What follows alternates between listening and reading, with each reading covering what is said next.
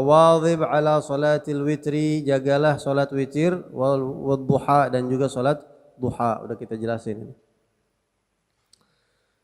Kalau di pondok antum salat duha mungkin takut dita'zir, ntar dipukul. Tapi kalau keluar ente mau duha, ente mau kagak duha, enggak ada yang nazir ente. Ya, kayak santri pulang ke rumah nih bulan puasa. Ente mau sholat duha gak? Udah nggak usah dah, ente udah bebas. Nah di situ manfaat. Kayak ana sekarang, ana mau sholat duha ataupun nggak sholat duha, siapa yang mau takzir ana? Ustadz pondok mau sholat duha, mau kagak sholat duha, siapa yang mau takzir? Siapa yang mau takzir? Udah nggak ada takzir, terus gimana Beb? Itu udah kembali sama ilmu mereka masing-masing. Kalau ilmunya manfaat, mereka sholat duha. Kalau selama di pondok itu dibiasain terus istiqomah, terus sadar, punya kesadaran diri, ana mau sholat duha, dua rakaat ya Allah, 4 rakaat, 2 rakaat. Sayang banget, ente udah tahu ilmunya terus ente nggak amalin. Sayang banget.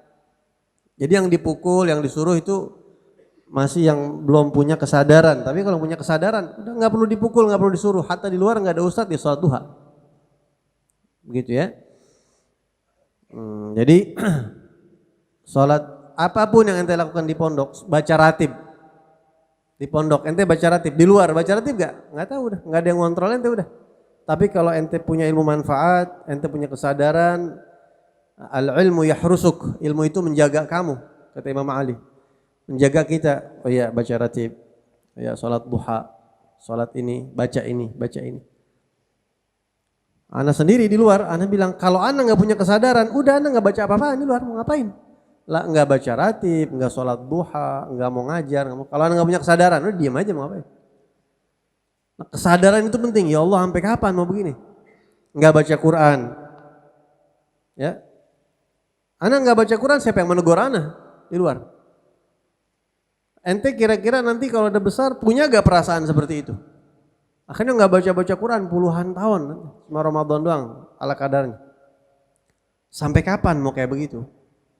Sampai kapan kita nggak mau sadar untuk udah sholat, ente buat ente keuntungannya, gitu ya?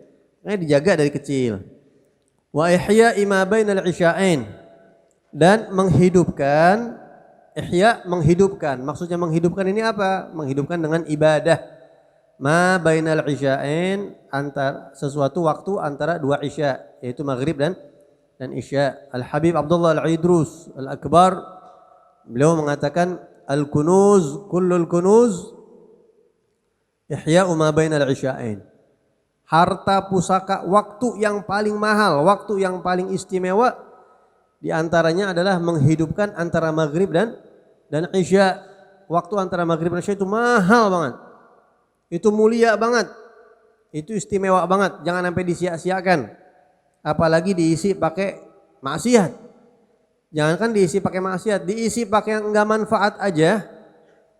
Itu bisa bakal ruginya bukan main nanti di hari kiamat. Apalagi diisi pakai maksiat. Makanya dari itu jangan sampai antara maghrib dan isya itu kosong. Ada satu orang murid bertanya kepada gurunya, "Guru, saya ini selalu istiqamah mengamalkan puasa sunnah. Tapi saya kalau puasa sunnah, antara maghrib dan isya saya kagak saya isi pakai apa-apaan, jadi kayak nggak bisa ibadah saya. Mendingan saya puasa sunnah antara maghrib dan isya kosong, repot, atau saya nggak usah puasa aja demi bela-belain ngisi ibadah antara maghrib dan isya." Kata gurunya, nggak usah puasa ente. Hidupin antara maghrib dan isya dengan ibadah itu lebih utama daripada ente puasa sunnah. Ya, kalau nggak salah itu keterangan ada di kitab Ihya Ulumuddin tuh. Saking pentingnya mabainal isya'ain. Bahkan di dalam Al-Quran Allah Subhanahu Wa Taala berfirman, "Tatajafa junubuhum 'anil madaji'." Tatajafa junubuhum 'anil madaji'. Junub, apa junub? Bukan junub. Kalau junub itu orang yang kena hadas besar. Kalau junub ada wawunya habis nun. Jamak dari jamb. Jamb itu samping, janib. Janbun. Nih, bagian samping tubuh kita. Ini junub. Tatajafa menjauh. Junubuhum bagian samping tubuh orang-orang soleh, hamba-hamba Allah yang soleh, yang Allah cintai, yang Allah puji. Allah memuji hamba-hambanya yang bagian tubuh sampingnya itu tatajafa 'anil madaji', menjauh dari tempat istirahat. Artinya di waktu tersebut mereka menjauh dari tempat istirahat dan ibadah kepada Allah. Sebagian ulama tafsir menjelaskan kapan itu waktunya, antara maghrib dan isya. Ya, ada juga ulama yang menjelaskan itu di malam hari, tahajud, maksudnya menjauhi tempat tidur. Mereka ibadah sama Allah. Tapi tidak sedikit ulama yang mengartikan itu waktunya adalah antara maghrib dan isya, jangan rebahan. Karena orang antara maghrib dan isya itu banyak sekali yang istirahat, capek dari siang hari itu ibadah sama kerja, mohon maaf.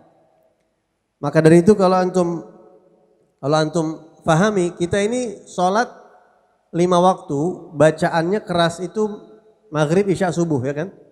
Maghrib, isya, subuh bacaannya diangkat tuh, keras. Bismillahirrahmanirrahim. Kedengeran kan? Zuhur, asar suaranya pelan. Kenapa begitu hikmahnya? Hikmahnya ini adalah efek dari pelaksanaan sholat saat Nabi dan para sahabat masih di Mekah. Di Mekah, Nabi dan para sahabat itu kalau siang mereka nggak bisa angkat suara baca Quran, nggak bisa. Kenapa? Karena orang-orang kafir Quraisy mengintai, melihat kalau ampe Muhammad dan sahabatnya baca Quran, diserang, digebukin, disiksa begitu. Tapi kalau malam, maghrib, isya, subuh, sejak di Mekah Rasulullah dan para sahabat itu udah ngangkat suara, Bismillahirrahmanirrahim, Alhamdulillahirabbil alamin. Kok nggak takut sama orang kafir Quraisy? Mereka udah sibuk sama keluarga masing-masing, udah istirahat, capek aktivitas dari pagi sampai sore. Mereka udah rebahan, ya. Mungkin dulu belum ada TV, kalau ada TV lu udah pada nonton TV, udah nggak ngurusin orang di luar. Udah pada masuk rumah, udah pada tutup. Apalagi zaman dulu belum ada motor, belum ada mobil kayak sekarang, lihat di kampung-kampung maghrib sepi udah. Makanya orang-orang sahabat-sahabat Nabi Muhammad itu di Mekah mereka maghrib, isya, subuh bacaan diangkat. Nah makanya dimulai startnya ibadah itu tatajafa junubuhum 'anil madaji'.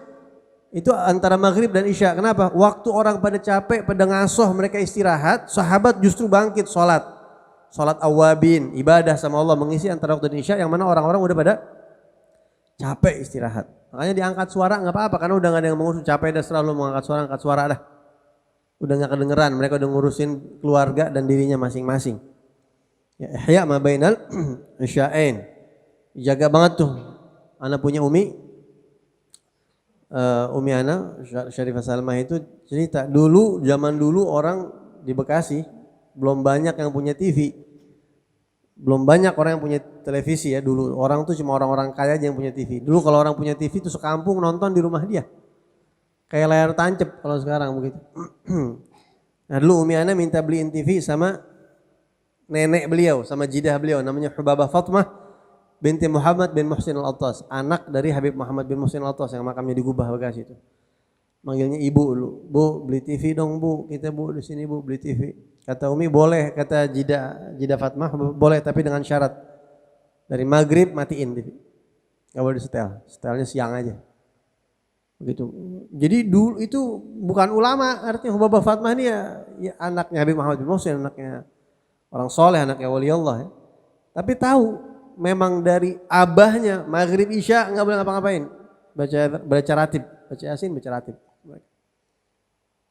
Jadi orang-orang dulu tuh turun temurun antara maghrib dan isya menjaga waktu tersebut dengan ibadah kepada Allah Subhanahu Wa Taala. Tapi orang sekarang udah nggak perhatian maghrib dan isya, waktu yang mahal aja orang udah nggak tahu tuh.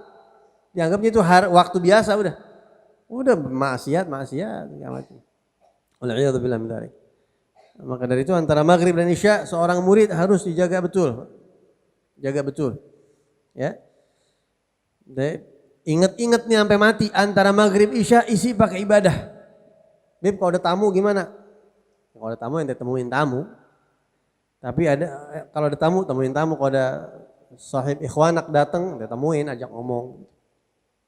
Sebagian ulama mengatakan al-aurad tuqda wa mujalasatul ikhwan la tuqda. Baca wirid bisa diqadha. Tapi kalau duduk sama sahib yang sehati, sahib karena Allah, itu nggak bisa diqadha. Sekali hilang udah. Makanya seringkali para ulama, para habaib, para aulia itu meninggalkan waktu wirid mereka demi nemuin tamu. Yang memang tamunya mereka tahu, memang orang soleh, orang baik, apalagi kalau tamu diterima pasti ya. Tapi sebagian aulia mengatakan inna li waqtan la yasa'uni fihi illa rabbi atau li rabbi. Saya punya waktu yang enggak bakal saya kasih buat siapa-siapa, itu hanya khusus buat Allah. Mau siapa kayak datang Anda enggak terima. Ada waktu khusus buat Allah Subhanahu wa taala. Sebagian mereka menjadikan antara maghrib dan isya waktu itu untuk Allah, enggak ada yang lain, enggak terima tamu. Makanya sering kita kalau ketemu rumah orang-orang soleh, beliau enggak terima tamu dari jam sekian sampai sekian. Gitu biasanya. Seperti Habib Abu Bakar Segaf Gresik, udah sama Allah, ada waktu tertentu sama Allah. Seperti Habib Saleh bin Muhsin, aulia-aulia semuanya begitu. Wa kun, dan jadilah syadidal hirsi. Ya, orang yang syadid, hirs, semangat, sangat semangat ala untuk amarah, memakmurkan, meramaikan, menghidupkan ma ba'da salati subhi ila tulu'. Waktu ma, sesuatu waktu setelah salat subuh sampai tulu', sampai terbitnya matahari. Wa ma ba'da salatil asri ila al-ghurub, dari asar sampai maghrib. Fahadhani, maka dua ini, waktani, waktu ini, syarifani, dua waktu yang mulia, tafid. Apa tafid? Ngucur. Fihima, di dua waktu tersebut, minallah, dari Allah Subhanahu wa taala, al-amdad, berbagai macam anugerah batin. Pemberian-pemberian yang kagak kelihatan mata. Buat siapa? Alal mutawajjihin, atas orang-orang yang menghadap ilaih kepada Allah, minal ibad, dari kalangan hamba-hambanya. Jadi ada waktu-waktu dalam satu hari itu yang memang sangat mahal dan antum perlu jaga. Ba'da subuh, ba'dal asar, ba'dal maghrib, sama sebelum subuh, 4. Itu 4 waktu ente jaga waktu-waktu itu. Kalau ente pengen berkah hidup ente, jaga 4 waktu itu. Bahkan sebagian ulama mengatakan, siapa orang yang masa lalunya berlalu dalam sia-sia, dulu ente sering pakai waktu buat yang enggak ada manfaatnya, nyesel banget, gimana ya supaya anak bisa menyusul kekosongan itu. Kata ulama, isi 4 waktu tadi itu, maka kekurangan-kekurangan yang di masa lalu akan tertambal, kata ulama. Sebelum subuh, ba'da subuh, ya, ba'dal asr, ba'dal maghrib. Nah, itu waktu-waktu yang sangat dimuliakan oleh Allah Subhanahu wa taala.